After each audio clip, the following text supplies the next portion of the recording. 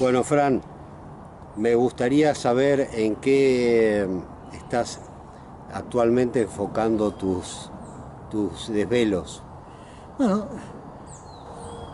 siempre en lo mismo, tratando de machacar en esas advertencias que nos apunta el único artículo en la Ley General del Ambiente que define lo que es un presupuesto mínimo, el artículo 6, al que a su vez el nuevo Código Civil, en su artículo 241, le atribuye particular relación legal frente a todos los demás artículos.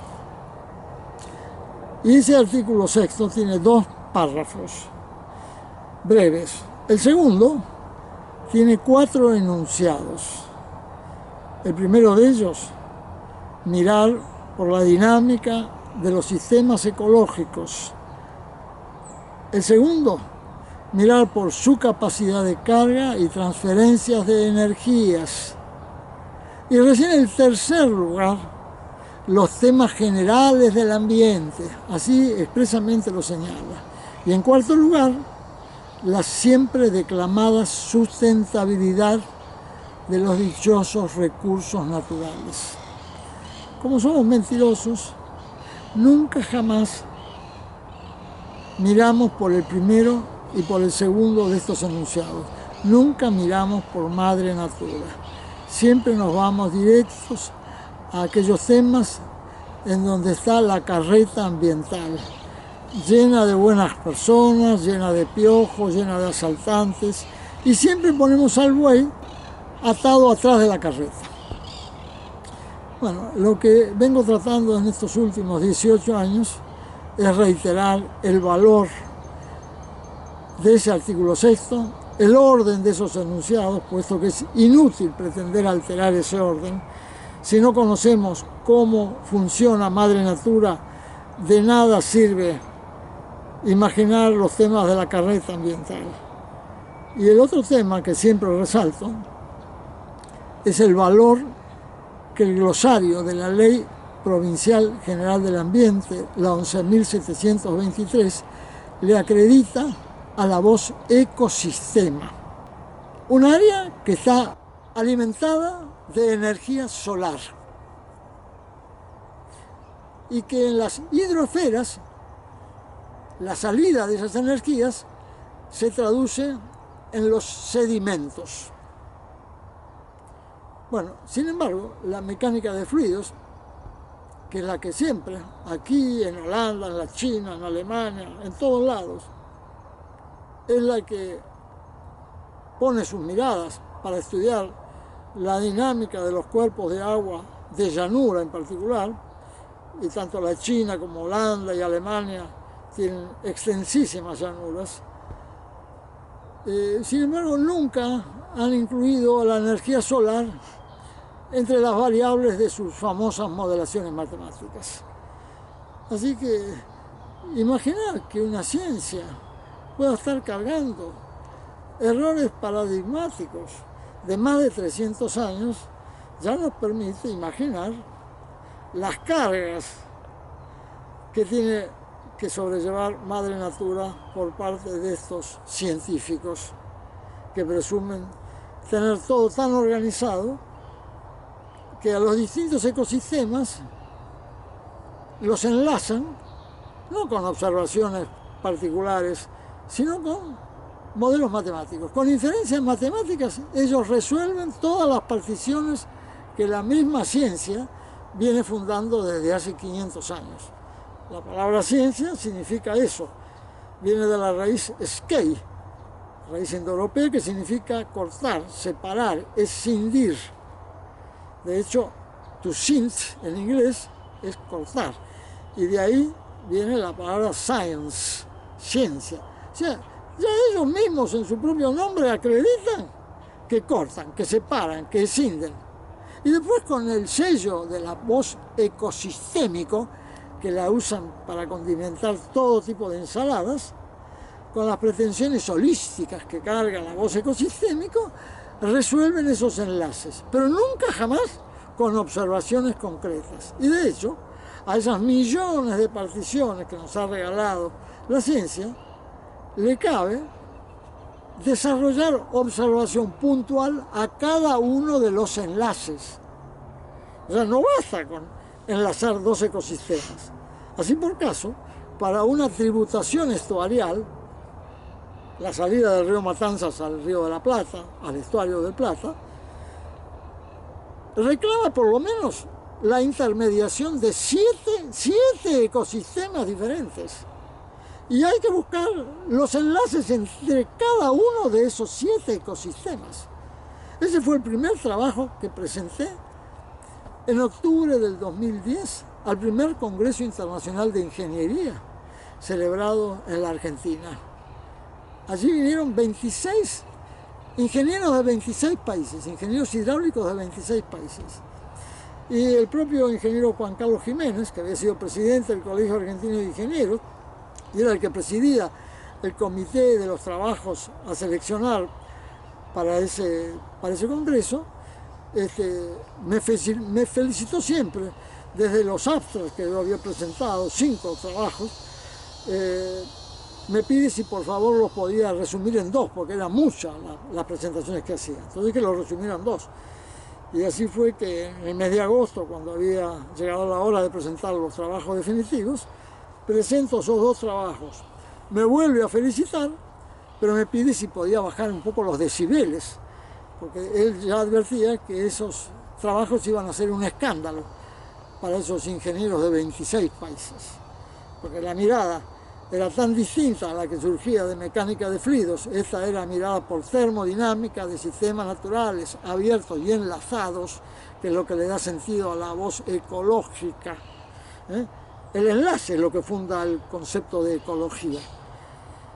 Bueno, que le dije que sí, que iba a tratar de bajar los decibeles. Pero cuando me puse a trabajar vi que mis musas, en lugar de bajar, subían los decibeles. Entonces,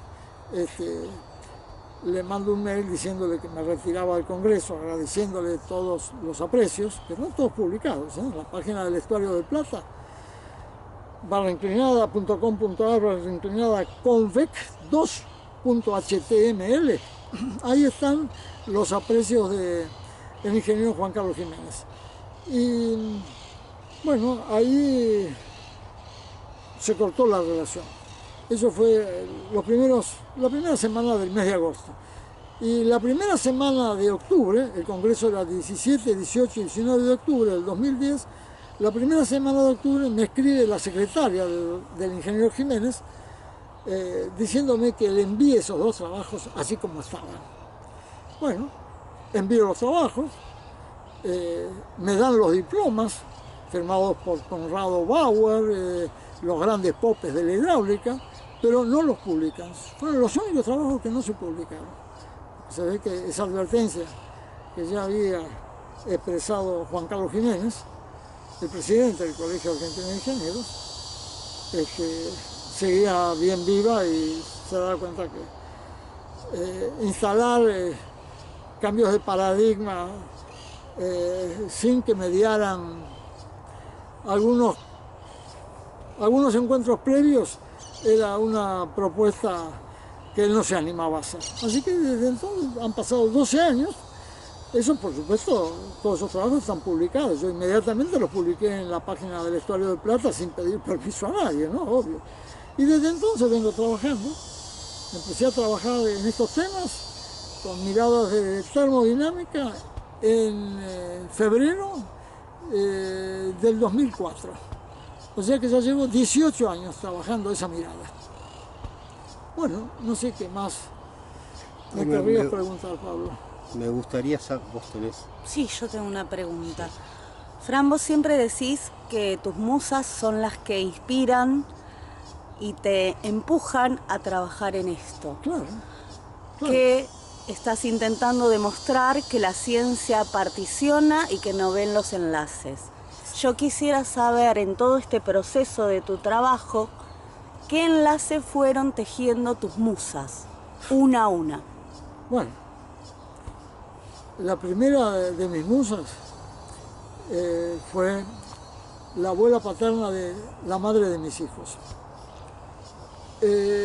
que después de separarme de mi familia, siendo que había sido la única mujer que había conocido en mi vida, la primera mujer, con ella me casé, y después de tener 3 hijos y 18 años casado, yo no aceptaba estar separado, y bueno, entonces como única forma de defensa me puse a rezar, y recé tanto que caí en delirio místico. Entonces me internaron en un loquero, 2 meses allí, después me sacaron, pero me mantuvieron medicado con pastillas otros 4 meses más. En esos 6 meses yo naturalmente conocí algo más allá de los campos experienciales de la existencia. Me topé de frente con campos vivenciales que no alcanzan a ser traducidos con palabras, porque entonces volvemos a ser catalogados como delirantes, encerrados, y terminamos empastillados. Así que aprendí a guardar silencio durante 20 años. Todo esto sucedió cuando yo tenía 37 años. Y 9 meses antes de esta desgracia, yo había alcanzado a tener un sueño que me indicaba comprar una parcela rural.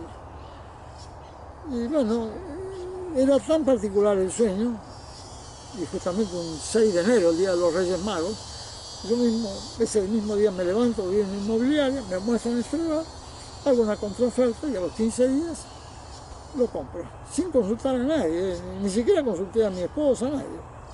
Bueno, y así me fue, a los 9 meses se me vino el mundo abajo y terminé encerrado en un loquero.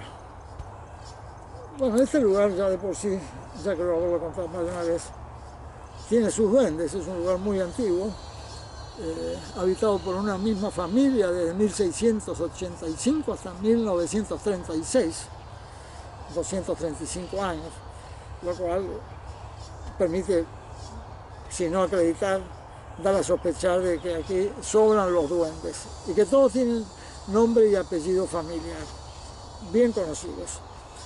Y bueno, me vengo a vivir solo porque cuando me sacan las pastillas recupero algo de mi personalidad. Vengo a vivir este lugar solo, con todos los bienes embargados, juicio de insanía, juicio de divorcio.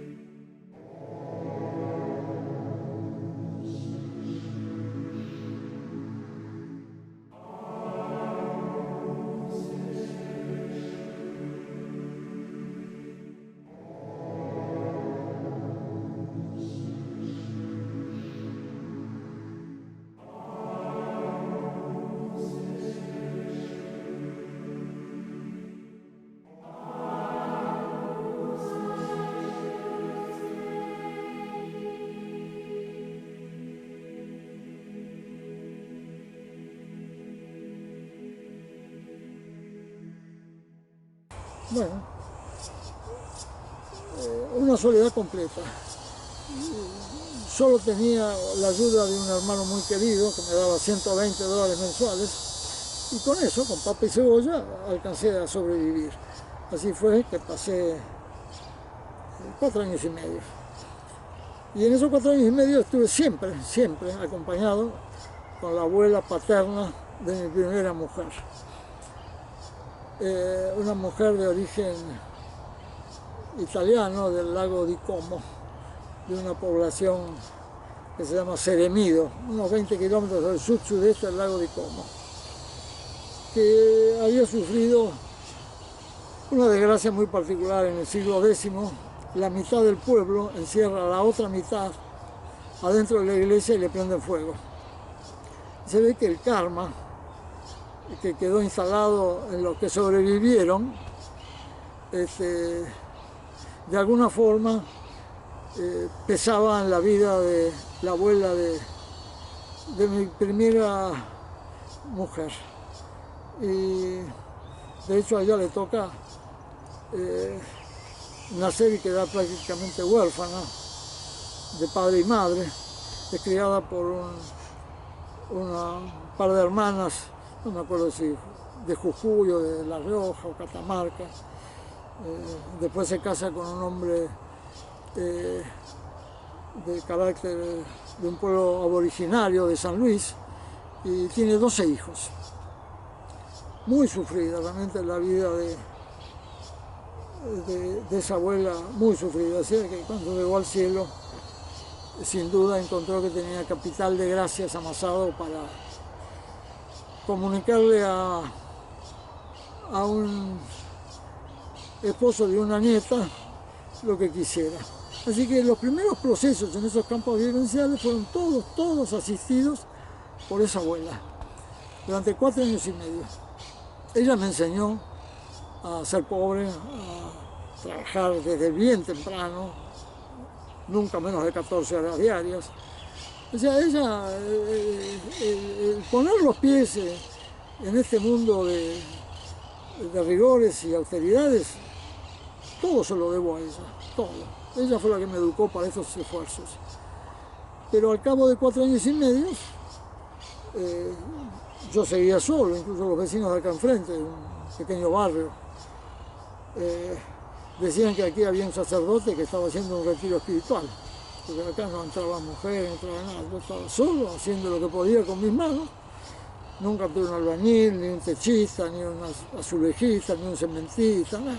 Me arreglaba como podía. Aprendí en esos 4 años y medio de la mano de esa abuela todas las profesiones. Y a los 4 años y medio tengo un sueño que me indicaba que ese año 85, que iba a comenzar, iba a conocer a la piedra preciosa. Yo no sabía de qué se trataba eso.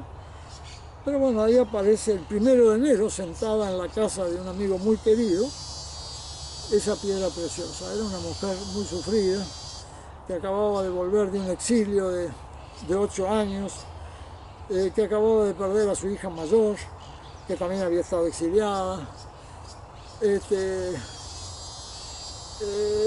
pertenecía a una familia que también había conocido muchos vaivenes. Ella de hecho había perdido a su padre, a su hermano mayor, a su cuñada, a su sobrino en un accidente aéreo. El primer vuelo de Austral a Mar del Plata, en ese avión que cae en el mar y no aterriza en Camet, ahí iba el papá de Julieta. Y eso le provocó a toda esa familia una conmoción que después tuvo sus consecuencias. Y bueno, gracias a Julieta yo recuperé una relación humana más o menos normal. Comencé a sentir el valor del vínculo, a tener las energías, la inspiración y los ánimos para construir todo lo que está obrado en este hermoso lugar tan antiguo. Y así que a Julieta le debo todo lo que está a la vista en este lugar. Y de hecho hay 2 páginas web, una se llama amoralhuerto.com.ar y la otra se llama paisajeprotegido.com.ar. Ahí ustedes pueden ver todo lo obrado gracias al amor de Julieta. Y así fue que Julieta me acompañó durante 19 años. Ella era 14 años mayor. Y sin embargo, quizás eso me facilitó darme cuenta del valor de la mujer, ¿no? Que siempre hablamos de la igualdad de género, por lo menos de lo que se escucha últimamente. Y de hecho también he tratado muchas veces que es imposible hablar de igualdad de género cuando la revista Science hace ya más de 20 años dio noticias de que la mujer tiene un cromosoma que es 240 millones de años anterior al del hombre. Así que, por más que hagamos historia de un Homo erectus, de un Homo sapiens y de una ontología del habla y de una ontología del lenguaje y de todo lo que queramos imaginar, si no nos hemos enterado en 1 millón de años de que la mujer es algo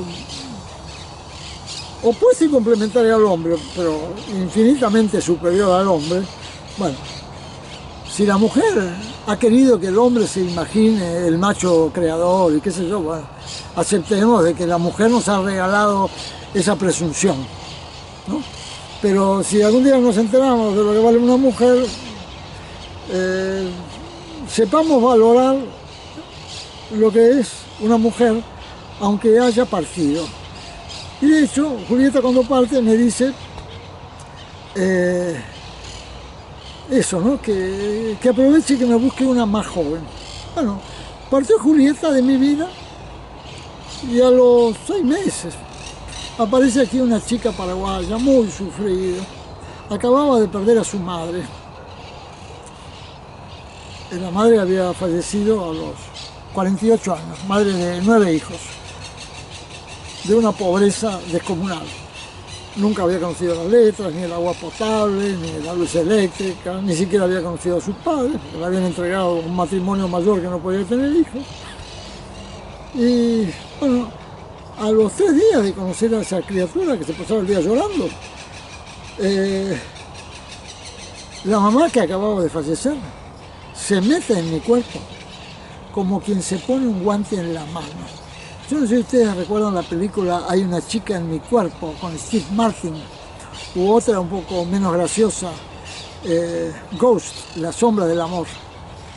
Bueno, eso mismo, pero en los 2 hemisferios. No era que yo estaba con un hemisferio cohabitado y con otro no. Y bueno, de estos temas, la Biblia y todas las religiones dan reconocimiento, pero siempre en términos de estar poseído.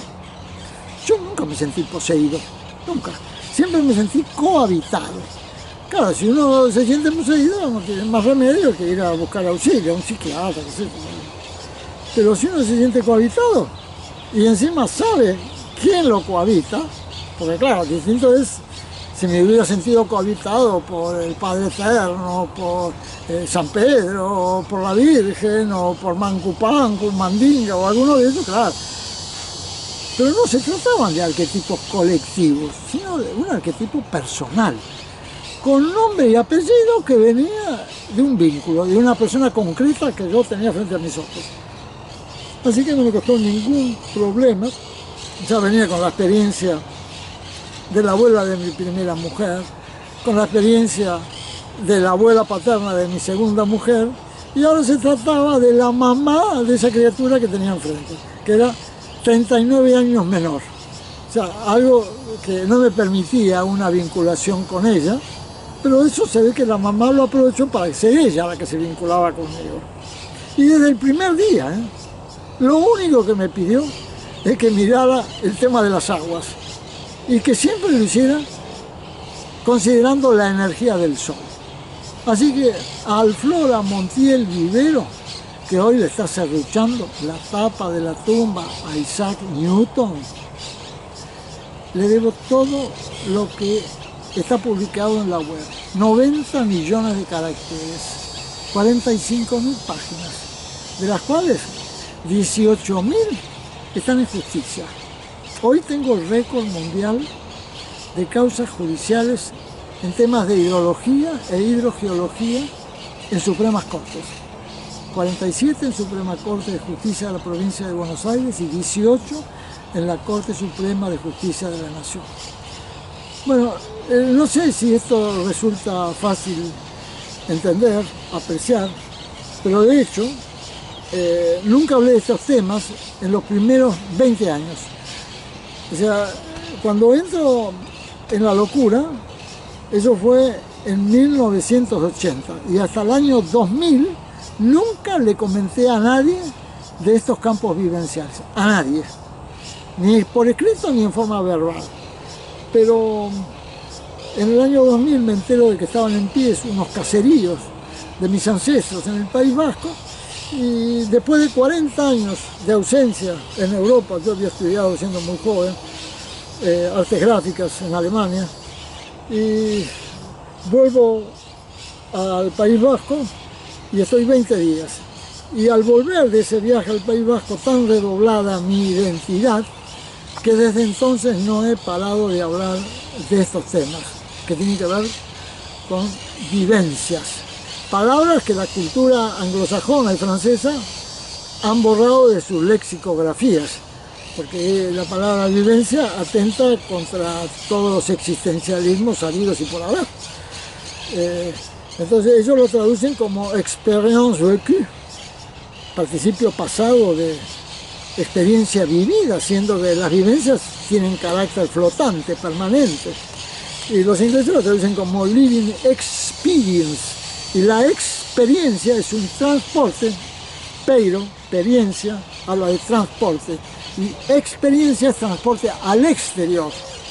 Y la vivencia es un transporte al interior. Entonces, los alemanes conservan esa voz como Erlebnis, pero tampoco, si uno le pregunta a un alemán, por más que sea filólogo o lo que sea, ¿qué significa Erlebnis?, jamás va a escuchar estas traducciones que estoy haciendo de una cohabitación.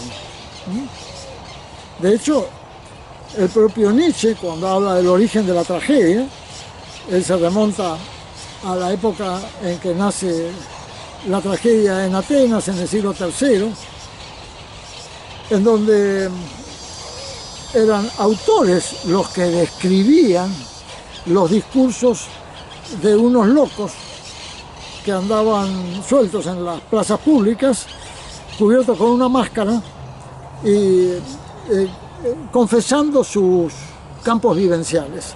Y para acreditar, ellos sí estaban poseídos, y para acreditar que no eran ellos los que hablaban, se cubrían con una máscara. Ellos solo eran la máscara. De hecho, la palabra máscara en griego se traduce como prosopón, y esa palabra prosopón Cicerón la traduce en el siglo I a.C. como persona.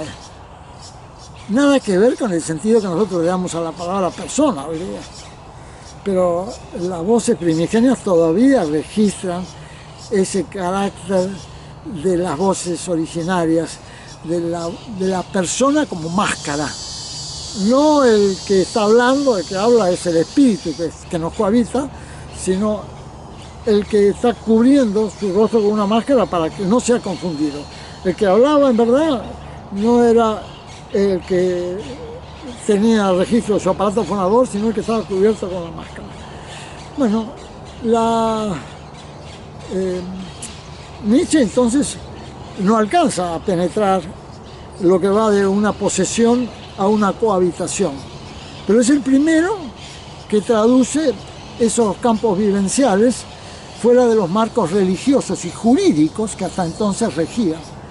En tiempos siglo VII a.C., en la antigua Tracia, se celebraban los mitos de Eleusis, y allí había un sacerdote que era el que dirigía todas esas reuniones, en donde asistían todos aquellos que se sentían poseídos por algún espíritu, que como había una protección no solo religiosa sino también jurídico, los locos o los esquizofrénicos, como se quiera llamarlos, andaban sueltos, pero se reunían una vez por año en esas grandes celebraciones para de alguna forma sentirse comunicados con otras personas que cargaban esas mismas vivencias. No sé cuánto alcanzarían a comunicarse entre ellos, pero la celebración que organizaba este sumo sacerdote, cuyo nombre era Tragodión, así se llamaba el sumo sacerdote, después fue la que quedó traduciendo el nombre que se le da a la tragedia. Pero todo viene de esos campos vivenciales celebrados 7 siglos antes de Cristo, allá en los famosos mitos de Eleusis. Bueno, a mí me tocó en suerte alcanzar a traducir sin tener que celebrar al Cordero degollado, porque lo que se celebraba en el mito de Eleusis era a Dionisios, aquel que había sido arrojado del cielo por su padre, por Zeus, porque tenía un defecto, tenía una cojera. Esa cojera parece que estaba relacionada con la fidelidad. Y entonces el castigo es ser arrojado fuera del cielo, y entonces aterriza en el mar.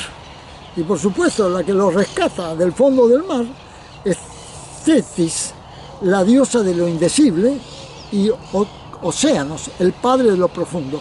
Ellos dos son los que rescatan a Dionisio del fondo del mar. Pero siempre quedó registrado que casarse con Tetis, con la diosa de lo indecible, es muy peligroso. Por eso hablar de estos temas solo después de una prolongada época de armonización, que en general les alcanza muy poco, porque en general las personas que viven estos dramas se pasan la vida medicados. Entonces, a mí me ha tocado la suerte de aterrizar en una isla de naturaleza cargada de duendes, cargada de espíritus, que se ve que Madre Natura tiene recursos mejor que las pastillas para salir adelante. Y después de 20 años trabajando con las manos, ahí yo siempre recordaba lo que le había pasado a Job, aquel que había perdido también toda su familia y se había pasado años lamentándose, pidiendo consejos a los sabios y qué sé yo, y un día escucha a Yahvé tronar desde los cielos y escucha su voz que le dice: ¿quién eres tú que se atreve a me boulé? Boulé en griego médico es arrojar, lo arrojado. ¿Quién eres tú que se atreve a lo que te he arrojado? A la providencia que te ha arrojado. Y después escucha de ese mismo Yahvé la expresión: tus manos te bastarán. Bueno, Job siguió ese camino, se olvidó de los sabios, se olvidó de los libros, se olvidó de todo, se puso a trabajar con sus manos y aparentemente se curó porque nunca más escuchamos hablar de él. Bueno, a mí me pasó lo mismo. Yo hasta ese entonces había estudiado como un burro, había llegado a quemar 3.000 libros para tratar de recuperar vidas, campos afectivos y no seguir sumergido en la vida intelectual. Y bueno, ya no había retorno a la lectura, así que han pasado 42 años, nunca más he leído un libro. Y durante 20 años nunca escribí una línea, nada. No tenía ni teléfono, ni televisión, nada, solamente trabajar como un burro. Pero después de 20 años, y ya cohabitado por la abuela de Julieta, Stella Livingstone, ya con ella empecé a escribir.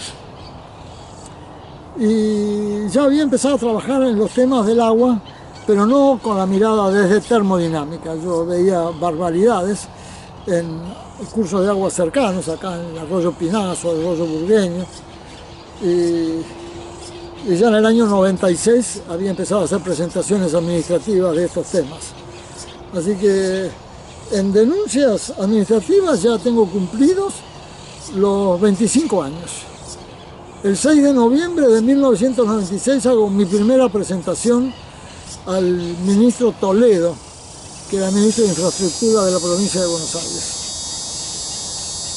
Bueno, y después, cuando aparece en mi vida Alflora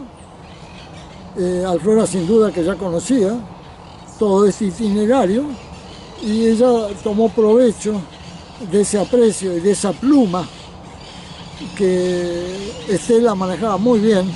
Estela realmente tiene una pluma fenomenal. Y bueno, entonces simplemente me mostraba lo que luego yo en el Google Earth o en imágenes de la NASA iba a transitar. Y hoy el Google Earth nos da resoluciones de hasta 40 centímetros por píxel. Así que ahí podemos investigar lo que se nos ocurra. Después hay software para medir batimetrías con un nivel de fidelidad asombroso. Bueno, hoy el que quiere estudiar estos temas no necesita salir de su casa, ni comprarse libros, ni tener consultas con investigadores del CONICET, ni nada, porque de hecho el tema para ellos es tan abismal que nunca van a dar respuesta. A mí me han llegado a visitar. Eso fue en diciembre del 2010. Después de esas presentaciones en el Congreso Internacional de Ingeniería, me vine a visitar Jorge Simonelli, el ingeniero Jorge Simonelli, el decano de los ingenieros hidráulicos del Instituto Nacional del Agua. Él había sido uno de los padres fundadores del INCIT, del Instituto Nacional de Ciencia y Técnica Hidráulica. Y el doctor Lopardo, el titular del INA, le había pedido que viniera a verme para agradecerme por los trabajos en defensa de los bañados del Luján. Y bueno, me comentó que había estado 2 meses leyendo mis trabajos antes de animarse a hablar conmigo. Pero me confesó, después de este encuentro de 3 horas, que ahora estaba con más problemas que antes, porque no sabía cómo iba a volver a relacionarse con sus pares. Porque el cambio de paradigma en cosmovisión hidráulica era de 180 grados. Pero la honestidad de ese hombre, de 82 años, fue maravilloso. Y ahí me di cuenta que solo hombres niños pueden aceptar un cambio de paradigma sin volverse locos, sin querer matarse. Porque implica reconocer que todo lo que han hecho a lo largo de la vida lo han hecho espantosamente mal, aun cuando hayan puesto su mayor honestidad, lo mejor de su conciencia. Pero el enterarse de eso es terrible. Bueno, y el 18 de febrero del 2012, 14 meses después, la que viene a visitarme es Agnès Patterson, la titular de todas las cátedras de hidráulica de la Universidad de Buenos Aires, a cargo de todos los equipos de investigación. Agnès me preguntó si podía venir aquí. Agnès acaba de cumplir 58 años, si mal no recuerdo, el 5 de febrero, 3 días después que este burro cumpliera 80 años. Y Agnès me pregunta, puesto que nunca había sabido de ella, y ella me había conocido no sé de qué manera, me pide si la podía recibir. Y yo dije que encantado. Bueno, así que vine acá al medio del campo, acompañada de un ingeniero especialista en imagen satelital, porque quería saber cómo generaba mis bancos de imágenes. Bueno, después también de 2 horas y media, 3 horas, se fueron los dos con los ojos blancos. Pero me di cuenta, ¿no?, de que ella no podía sacar un dedo del pie izquierdo derecho fuera del plato académico porque le cortaban la cabeza. Le iban a decir, bueno, hijita, estudia, investiga lo que quieras, pero búscate quien te financie esos estudios. Así que la pobre ahí quedó prisionera, ya no de los catecismos newtonianos, pero sí de los subsidios del CONICET y de todo lo que da la universidad. De cualquier manera tengo intercambios de mails de mucho agradecimiento porque le mandé unos trabajos de termodinámica en cuerpos de aguas someras, un trabajo hecho en Estados Unidos, muy original, y quedó encantada porque ella misma en ese tiempo estaba haciendo estudio de rozamiento en cuerpos de aguas someras, aplicando los criterios de la mecánica de fluidos, ¿no?, toda la variable de Manning para estudiar el rozamiento en varillas de plástico que ella ponía en esas piletas de agua para estudiar el rozamiento del agua con esas varillas. Yo le expliqué, mirá, Inés, la varilla de plástico no tiene ninguna aptitud para capturar la energía solar y mucho menos para transferirla al agua. Fue tan simple el encuentro con ese de alto contraste, con eso que ella me explicaba del trabajo que estaban investigando en ese momento, que cuando lo reafirmo con un trabajo que hablaba expresamente de ese tema, y también miraba por termodinámica, no con el discurso ya mucho más desarrollado que me había tocado suerte durante ya 6 años desarrollar, quedó encantada. Y yo siempre le mando copia de los trabajos que presento en la justicia, y siempre tengo algún reconocimiento de ella, pero con mucha discreción. Bueno, me quería preguntar algo, Pablo. Sí, te quería preguntar si pensaste en algún momento qué hubiera sido de tu vida de no haberse presentado al Flora. ¿A qué te hubieras dedicado? ¿A qué hubieras dedicado tus trabajos? No sé, yo primero nunca jamás no solo nunca pregunté nada, sino que nunca en mi vida pedí nada. Nunca le pedí a mi musa, nunca jamás nada. Nunca le pedí que me dieran anticipos de nada. De nada, nunca, jamás en la vida. Así como cuando se fue Julieta de mi vida, me quedé 6 meses cuidando el campito y cuidando, porque acá hay trabajo de mantenimiento permanente, ¿no? Hay 1.700 árboles, más de 4.500 arbustos, o sea, trabajo hay de sobra. Pero bueno, en 6 meses cambió mi vida. Y desde el primer día me di cuenta, desde el primer día que entra al flora como guantes adentro de mi cuerpo, no en la mente, porque yo no estoy cohabitado en la mente, en el cuerpo entero. Desde el pescuezo, o mejor dicho, desde acá hasta el diafragma, que en tiempos de Homero, el diafragma decían que era el centro de las emociones. Las vías aéreas están cohabitadas por el espíritu que viene del amor vincular. Y las vías inferiores, los campos inferiores del diafragma, están cohabitados por nuestras raíces y nuestras sabias, pero ellas se tienen que mantener en silencio. Solo asisten elevación de esfuerzos, porque si hablaran, si ellos invadieran nuestro psiquismo, psique pertenece al vínculo. Psique se sentiría muy molesta si nuestras raíces y nuestras sabias entraran a hablar en nuestro psiquismo. De hecho, un día recuerdo, estando muy solo, muy triste, tengo una imagen de mi abuelo Sebastián, que pasa por mi mente 3, 4, 5 segundos, no sé, la simple imagen del abuelo. Eso me había pasado ya muchas veces antes. Toda la vida sentí que el abuelo tenía ese don de sacarme la tristeza. Yo veía la imagen del abuelo y se me iba la tristeza. Y yo estaba aquí cerca trabajando en unos surcos donde estaba plantando flores, y de pronto, muy triste por cierto, y de pronto tengo la imagen del abuelo. Y bueno, la tristeza se me desaparece en el acto, pero en el mismo momento que desaparece mi tristeza, aparece la abuela de mi primera mujer, furiosa, muerta de celos. Y me dice: no te creas que tu abuelo tiene más poder que yo. Yo tengo mucho más poder que él. Bueno, desde ese momento, nunca más toleré su presencia. Las cosas que le he hecho, no en voz alta, sino a los gritos, para echarla de mi vida, nadie se lo puede imaginar.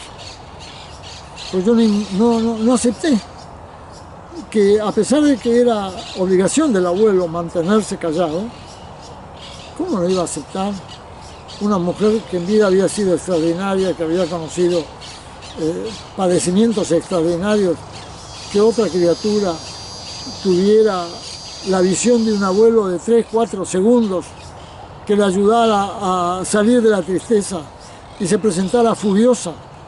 Se presentó el cuerpo entero, claro, ¿eh? Difunta, pero el cuerpo entero. La vi frente a mis ojos, furiosa, recitándome esa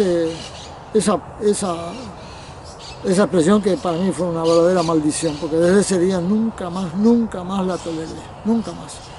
No concibo cómo un alma tan extraordinaria puede ser tan rigurosa con un abuelo que lo único que hacía era pasar su simple imagen, nada más que para darme consuelo y sacarme la tristeza, nada más.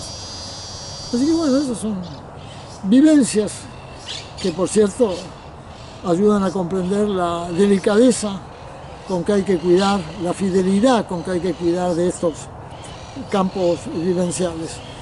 Con la abuela de Julieta nunca he tenido esos rigores, nunca la abuela me ha hecho hincapié en eso. De hecho, yo tengo la imagen de la abuela en mi casa, y atrás de la imagen de mi abuela, de esa abuela, está la imagen de mi abuelo.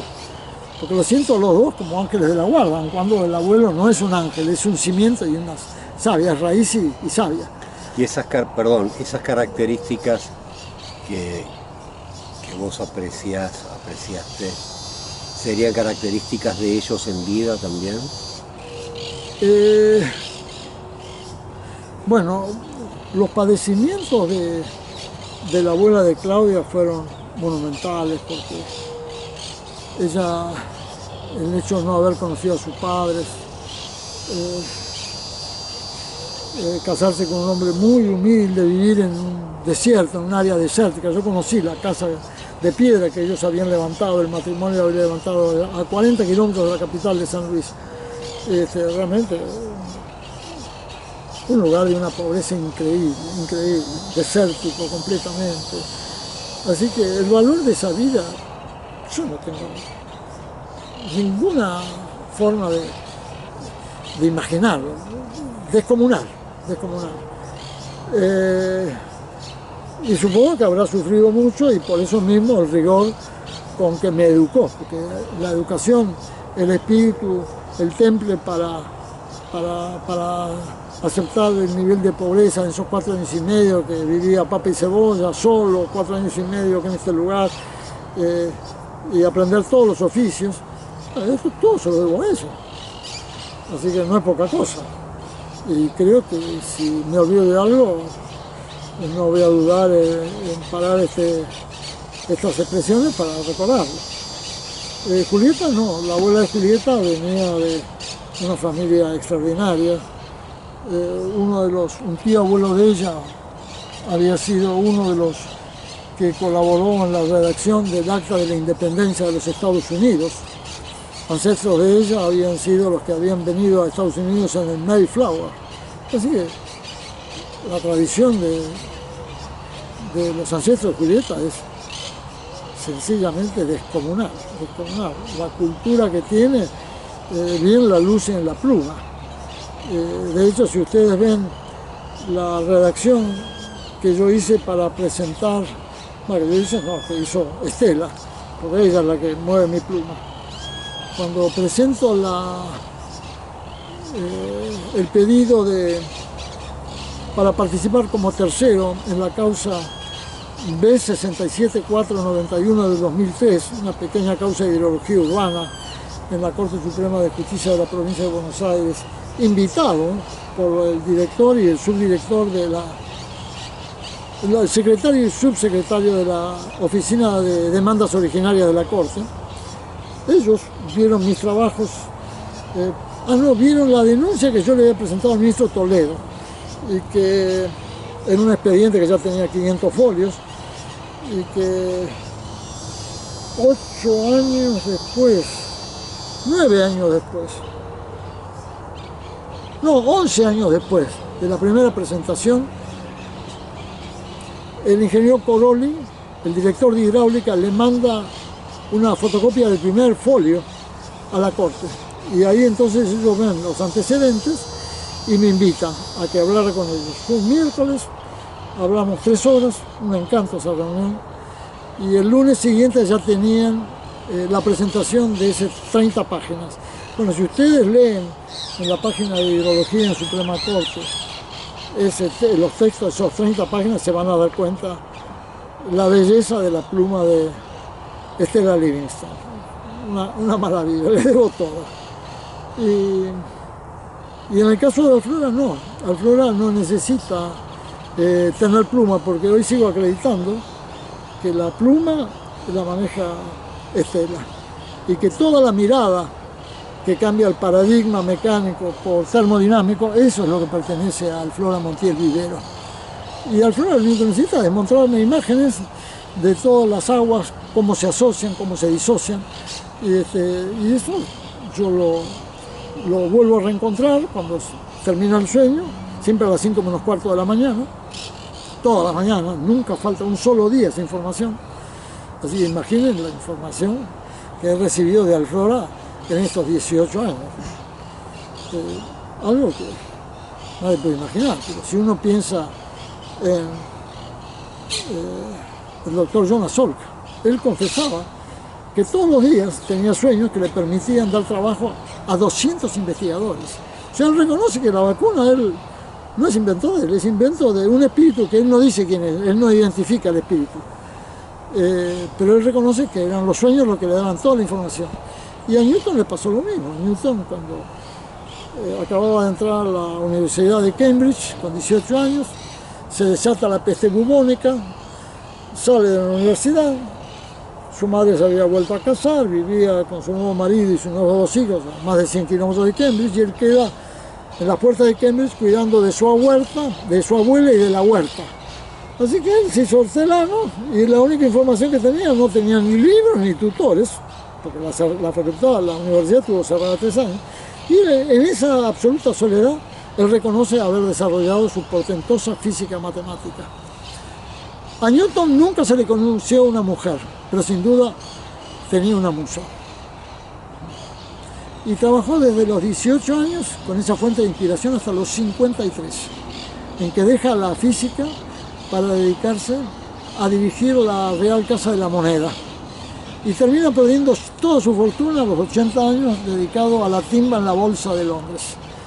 Así que hasta los más sabios son capaces de estos metaversos que llevan al hombre a creer que el dinero es lo que vale y no la relación con las musas, que sin duda Newton la tuvo y no la supo cuidar.